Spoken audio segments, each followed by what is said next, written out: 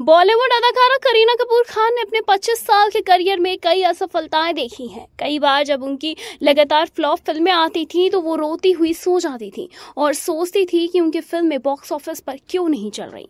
हाल ही में एक इंटरव्यू के दौरान करीना ने कहा कि वो अपनी असफलताओं से आहत हैं। करीना हाल ही में पॉडकास्ट रणवीर सिंह के शो में नजर आई और उन्होंने कहा कि इम्तियाज अली की जब वी मेट से सफलता मिलने से पहले उनकी कई फिल्में फ्लॉप हुई। जब उनसे पूछा गया कि क्या उन्होंने अपनी असफलताओं को भुला दिया है तो करीना ने जवाब दिया, मैं बहुत परेशान थी, मैं सदमे में थी, मैं कई रातों तक रोती रही और सोचती रही कि मेरी फिल्में क्यों नहीं चल रही हैं, क्या हो रहा है मेरे साथ। लोग कहते थे कि वो बहुत अच्छी है लेकिन वो एक मोड़ है जिसकी मुझे जरूरत थी, नहीं हो रहा था चीजें। करीना कपूर ने 2000 में अभिषेक बच्चन के साथ ड्रामा रिफ्यूजी से बॉलीवुड में डेब्यू किया था। हालांकि इस फिल्म ने उन्हें सर्वश्रेष्ठ नवोदित अभिनेत्री का फिल्मफेयर पुरस्कार दिलाया, लेकिन ये बॉक्स ऑफिस पर अच्छी कमाई तो नहीं कर सकी। रिफ्यूजी के बाद मुझे कुछ कहना है, यादें, मुझसे दोस्ती करोगे, खुशी और प्रेम, मैं प्रेम की दीवानी हूँ जैसी कई फिल्में फ्लॉप रहीं। फिल्म इंडस्ट्री में 25 साल बिताने के बाद करीना को लगता है कि उन्हें अपनी सफलताओं से ज्यादा अपनी असफलताओं के लिए जाना जाता है। बताते चले कि अपनी असफलता के कारणों को समझाते हुए अभिनेत्री ने कहा कि मैं कोई भी फिल्में कर रही थी, वास्तव में इसके बारे में मैं नहीं सोच रही थी।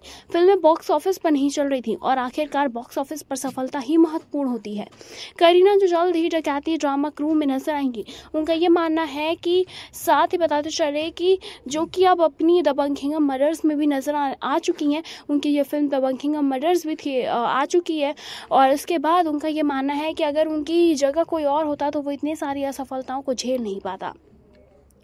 अपने करियर ग्राफ के बारे में बात करते हुए अभिनेत्री ने कहा, 25 सालों में कई उतार चढ़ाव आए हैं। अगर आप मेरे करियर के प्रशिक्ष प्रवक्त पर वापस जाएं तो कई फ्लॉप फिल्में हुई है। अगर ऐसा किसी और के साथ होता तो कोई भी इससे बच नहीं पाता। साक्षात्कार के दौरान करीना ने अभिनय पेशे को थोड़ा स्वार्थी भी कहा, जहां किसी को इस बात की परवाह नहीं होती कि दूसरा व्यक्ति कैसे महसूस कर रहा है। उन्होंने कहा कि चाहे आप 102 बुखार में मर रहे हो, कोई भी आपके साथ नहीं है, उन्हें कोई परवाह नहीं है। अगर आपको इंजेक्शन देना है तो आपको इंजेक्शन देना ही होगा।